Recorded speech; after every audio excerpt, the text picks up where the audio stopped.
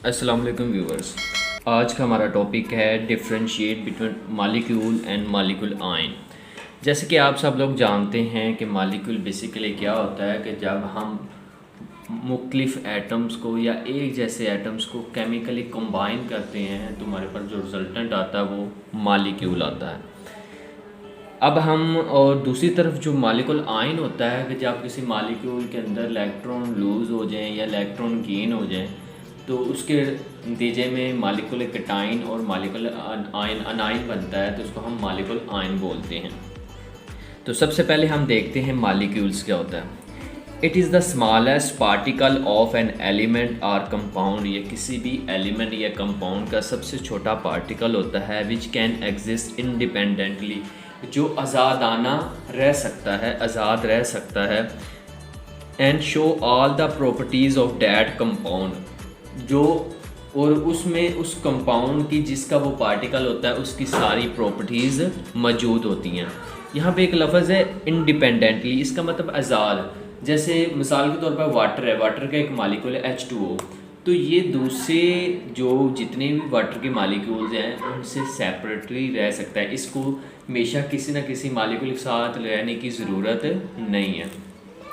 दूसरे नंबर पे देखा जाए तो मालिक्यूल आयन क्या होता है। It is formed by gain और loss of electron by molecule. किसी भी मालिक्यूल के अंदर जब कोई इलेक्ट्रॉन गेन हो या लॉस हो तो उसके नतीजे में जो हमारे पास रिजल्टेंट बनता है उसको हम मालिक्यूल आयन बोलते हैं।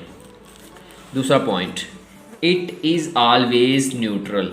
ये हमेशा न्यूट्रल होता है, इस पर ना पॉजिटिव चार्ज होता है ना नेगेटिव होता है। लेकिन जो मालिक्यूल आयन होता है इट कैन बी नेगेटिव और पॉजिटिव चार्ज। इस पर या पॉजिटिव चार्ज होगा या नेगेटिव होगा। कभी ये इलेक्ट्रॉन लूज़ करेगा, कभी ये गेन करेगा। आपके पास एग्जांपल है, जैसे मालिक्यूल कटाइन है जो CH4 प्लस, ये मालिक्यूल कटाइन होगा। CO3-2 ये अनाइन होगा। SO4-2 ये भी अनाइन होगा।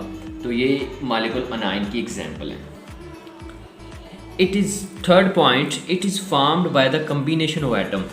जैसे कि पहले भी हम बता चुके हैं कि जो मालिक्यूल होता है उसको हम तब बनाते हैं, तब वो बनता है जब मुख्तलिफ एटम या एक जैसे एटम अब केमिकली कंबाइन होते हैं, कम्बिनेशन होता है एटम्स का, तो हमारे पास मालिक्यूल आता है।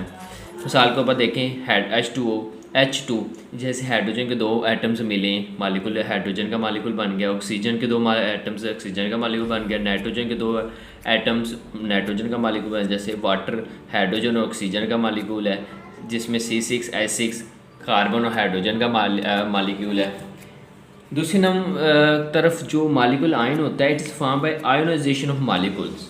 जब किसी भी मालिक्यूल की हम आयोनाइजेशन करते हैं, आयोनाइजेशन का मतलब है उसको आयन्स में कन्वर्ट करते हैं, तो हमारे पास क्या आ जाता है मालिक्यूल आयन। आयोनाइजेशन कैसे करते हैं, फर्ज करें हमारे पास कोई डिस्चार्ज ट्यूब है, तो उसके अंदर कोई हम गैस लेते हैं, उसके ऊपर हाईली पावर वाले हाईली चार्ज इलेक्ट्रॉन उसके ऊपर बम्बार्डमेंट करवाते हैं उसकी।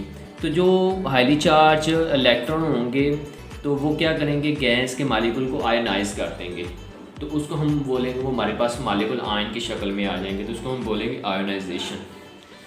इसी तरह जो लास्ट पॉइंट है, it is a stable unit. ये एक स्टेबल यूनिट होता है, मतलब इसके ऊपर ना नेगेटिव चार्ज होता है ना पॉजिटिव, ना ये किसी के साथ रिएक्ट करता है, ना किसी से इलेक्ट्रॉन लेता है, ना किसी को देता है, तो इसलिए ये स्टेबल होगा। लेकिन ये क्या है, रिएक्टिव स्पीशीज़ है, क्योंकि इसके ऊपर पॉजिटिव या नेगेटिव चार्ज होगा तो ये किसी न किसी के साथ रिएक्ट करेगा, तो या इलेक्ट्रॉन लेने के लिए रिएक्ट करेगा या इलेक्ट्रॉन देने के लिए रिएक्ट करेगा, तो इसलिए ये एक रिएक्टिव स्पीशीज़ होता है।